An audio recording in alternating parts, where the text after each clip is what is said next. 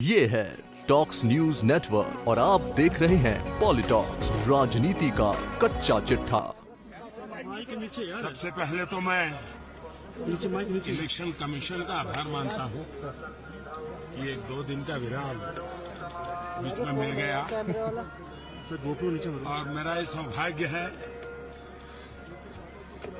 कि आध्यात्मिक चेतना की भूमि पर जाने का मुझे कई वर्षों से अवसर मिलता रहा है।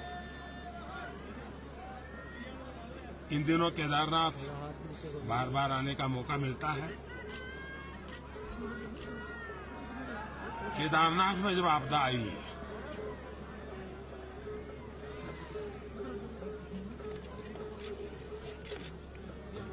और उस समय मैं यहां पहुंचा था, दिल में एक कसक थी कि कुछ करना चाहिए।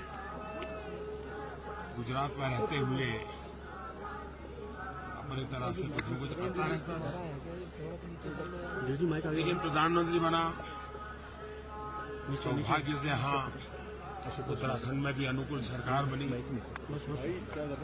तो आपने देखा होगा कि वैसे यहाँ 3-4 महीने से ज्यादा काम करने का अवसर नहीं मिलता है, क्योंकि बर्फ रहती है, 50-52 फीट तक बर्फ चली जाती है, -20-25 डिग्री तक टेम्परेचर चला जाता है।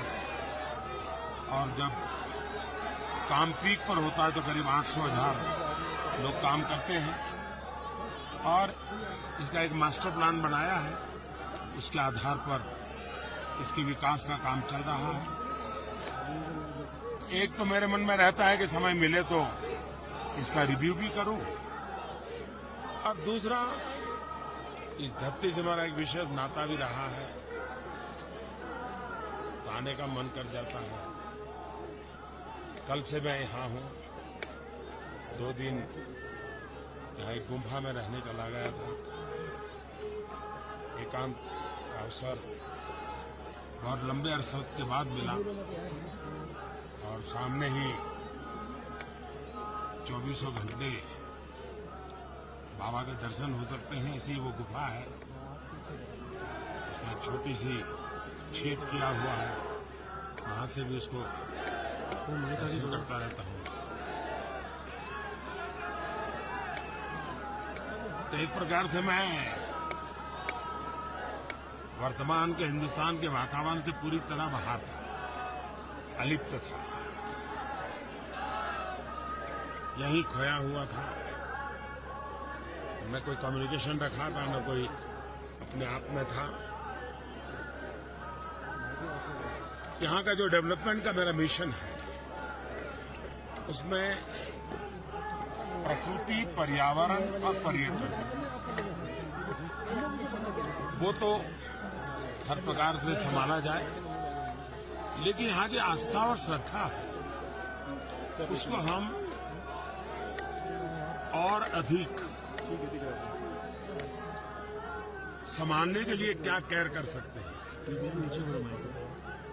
हम कोई आध्यात्मिक चेतना में इजाफा तो नहीं कर सकते, लेकिन उसमें कठिनाइयां, रुकावटें डालने से तो अपने आप को बचा सकते हैं। तो मेरी कोशिश ये है कि उस दिशा में कुछ प्रयास करूं। अच्छी टीम मिली है मुझे, डेडिकेटेड टीम है, वो काम कर रही है। मैं कभी वीडियो कॉन्फ्रेंस से मॉनिटरिंग करता हूँ, खुद वीडियो से पूरा यहाँ का व्यूज लेता रहता हूँ। कभी कभार मैं देख रहा हूँ कि जब ये यात्रा का कबाड़ खुलते हैं तो सामान्य मानवी को तो ऐसा लगता है चलो भाई कबाड़ खुले हम जाए, तो इसके पहले 2 महीने तक सैकड़ों लोगों को काम करना पड़ता है, रास्ते खोलने पड़ते हैं, बर्फ हटानी पड़ती है, यहाँ जो आवश्यकता है वो सामान पहुंचाना पड़ता है, क्योंकि एवरेज धीरे धीरे करके डेली 25,000 लोग पहुंचते हैं, उन सबको सुविधा मिले। एक प्रकार से ये व्यवस्था की दृष्टि से बहुत बड़ा काम होता है, लेकिन हमारे देश में इन चीजों की ज्यादा चर्चा बहुत कम होती है। अगर यहाँ कोई एकाध तकलीफ हो जाए तो वो मेन न्यूज बन जाती है, वरना सचमुच में अगर लोगों को ये ज्ञान हो कि भाई कितना कष्ट उठा करके लोग आपकी यात्रा की चिंता करते हैं, तो लोग भी उसमें सहयोग करेंगे। सिर्फ वो भगवान से जुड़ेंगे, उसके साथ साथ यहाँ के जो काम करने वाले लोग हैं, व्यवस्था करने वाले लोग हैं, उनके साथ भी जुड़ेंगे। जहां तक भगवान के चरणों में आता हूं, मैं कभी कुछ मांगता नहीं। तो आपने जीत की कामना नहीं की यहाँ पर? कल मैं कुछ नहीं मांगता पुजारी जी कह रहे थे कि और मांगने की प्रवृत्ति से मैं सहमत भी नहीं हूं, क्योंकि उसने तो आपको मांगने योग्य नहीं बनाया, देने योग्य बनाया। और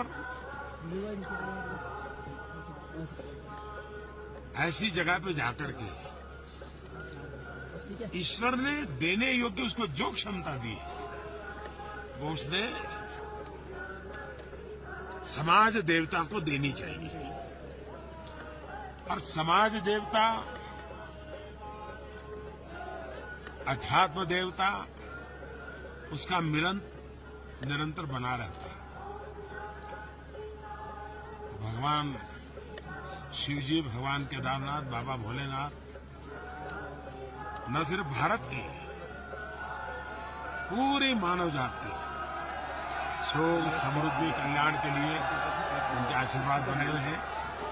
मैं आप लोगों का भी आभारी हूं, क्योंकि मैं जानता हूं कि चुनाव में पत्रकारिता के क्षेत्र में काम करने वालों पर कितना प्रेशर रहता है और कितना फिजिकल स्ट्रेन भी रहता है।